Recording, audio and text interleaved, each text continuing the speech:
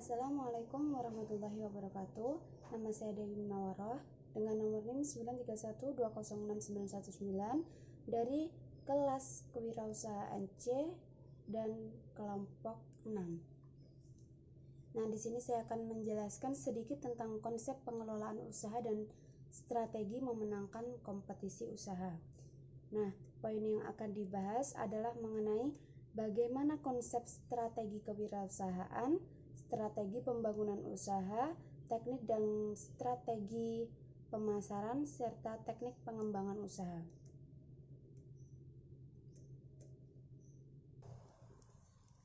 Kemudian adalah pengertian dari strategi itu sendiri, yakni proses di mana untuk mencapai suatu tujuan dan berorientasi pada masa depan untuk berinteraksi pada suatu persaingan guna mencapai tujuan strategi dibutuhkan oleh semua perusahaan atau organisasi termasuk lembaga keuangan syariah dan bahkan diperlukan oleh individu dalam mencapai tujuan. Karena dengan adanya strategi yang dibuat atau direncanakan tersebut akan mudah untuk mencapai suatu sasaran yang diperlukan. Beberapa alasan tentang pentingnya strategi dalam perusahaan atau organisasi yaitu yang pertama, memberikan arah jangka panjang yang akan dituju. Kedua, membantu perusahaan atau organisasi beradaptasi dengan perubahan yang akan terjadi. Yang ketiga, membuat perusahaan atau organisasi menjadi efektif. Selanjutnya ada mengidentifikasi keunggulan komparatif suatu perusahaan atau organisasi dalam lingkungan yang semakin beresiko nantinya. Yang kelima ada aktivitas yang tumpang tindih akan dikurangi. Yang keenam ada gangguan untuk berubah dari karyawan lama dapat dikurangi. Selanjutnya ada keterlibatan karyawan dalam pembuatan strategi akan lebih memotivasi mereka pada tahap pelaksanaannya. Yang kedelapan, kegiatan pembuatan strategi akan mempertinggi kemampuan perusahaan atau organisasi tersebut untuk mencegah munculnya masalah di masalah yang akan datang. Poin selanjutnya ada model-model atau konsep pembuatan strategi. Nah, ada 3 model pembuatan strategi menurut Henry Mansberg. Nah, 3 model tersebut yakni model entrepreneur. Dalam model ini, pimpinan atau CEO sangat aktif mencari peluang-peluang baru sehingga pimpinan yang mempunyai kekuatan dalam bisnis berani mengambil risiko tinggi dalam saat-saat krisis daripada hanya mengandalkan pada alternatif yang aman. Model ini biasanya digunakan oleh perusahaan yang masih muda atau kecil dengan tujuan utama dalam pertumbuhan. Yang kedua ada model penyesuaian.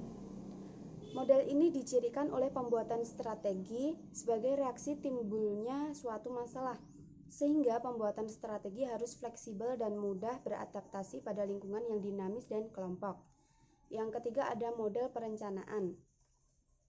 Model ini menitik beratkan pada analisa sistematis yang dilakukan berdasarkan analisa biaya dan keuntungan perencanaan strategi jangka panjang dibuat pada saat lingkungan berada pada keadaan yang stabil.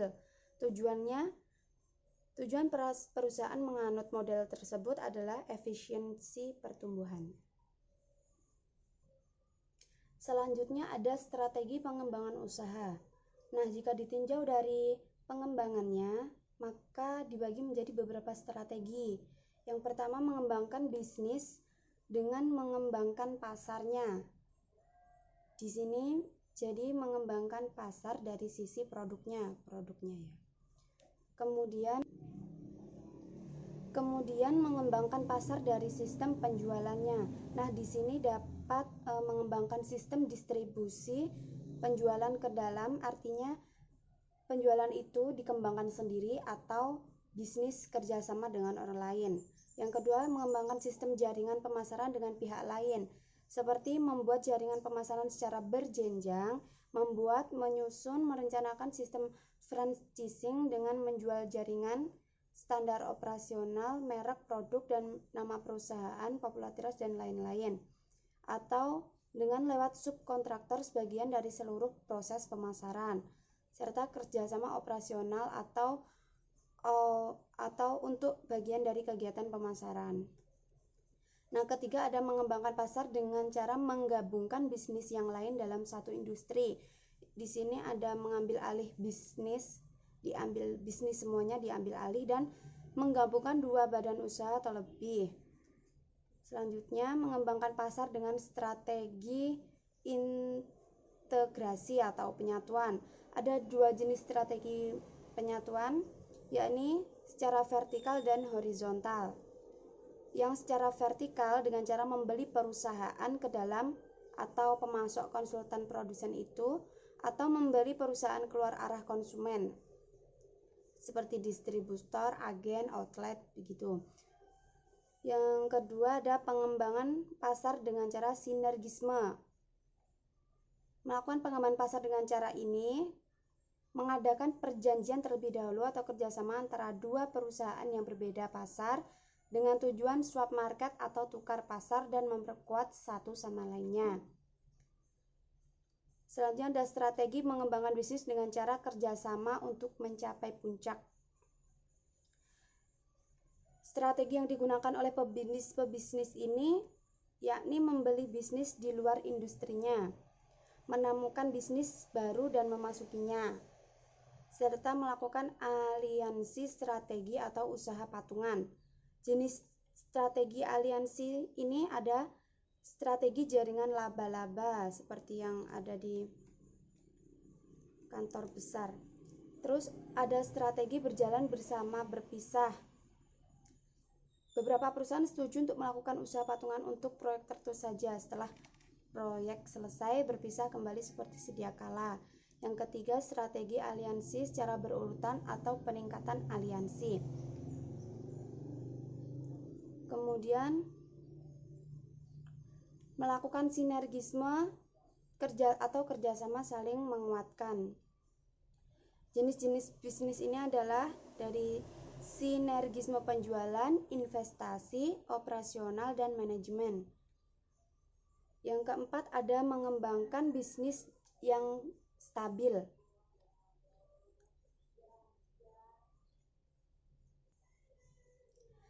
Tidak banyak yang harus dilakukan apabila bisnis sedang tumbuh dengan stabil.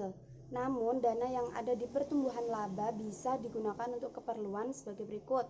Untuk melakukan efisiensi produksi agar pertumbuhan laba baik lagi untuk mempersiapkan strategi ekspansi bisnis yang lebih tepat. Melakukan perencanaan strategi pemasaran yang kreatif dan inovatif, melakukan perbaikan organisasi yang bisa membuat perusahaan lebih ramping, efisien, dan efektif, mempertahankan pangsa pasar dengan melakukan pembentukan komunitas dan pertumbuhan bisnisnya, serta menyempurnakan produk dengan kreativitas dan inovativitas. Materi selanjutnya ada teknik dan strategi pemasaran. Penyusunan strategi pemasaran yang dapat diterapkan yakni selalu konsisten dan melakukan perencanaan, menyasar target market, menghitung anggaran dengan akurat, menentukan marketing mix, menggunakan website untuk memasarkan produk, melakukan branding dengan baik, selanjutnya promosi dan iklan, serta customer relation management. Terus menerapkan mobile marketing sama email marketing. Selanjutnya ada teknik pengembangan usaha.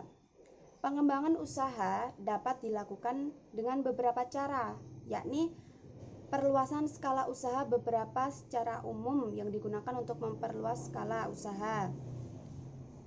Kemudian perluasan cakupan usaha atau diversifikasi usaha yang dilakukan dengan mengembangkan jenis usaha baru di wilayah usaha yang baru, serta dengan jenis produk uang baru dan bervariasi.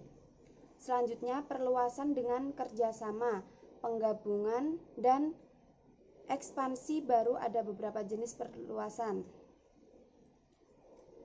Demikian yang dapat saya sampaikan, kurang lebihnya mohon maaf. Wassalamualaikum warahmatullahi wabarakatuh.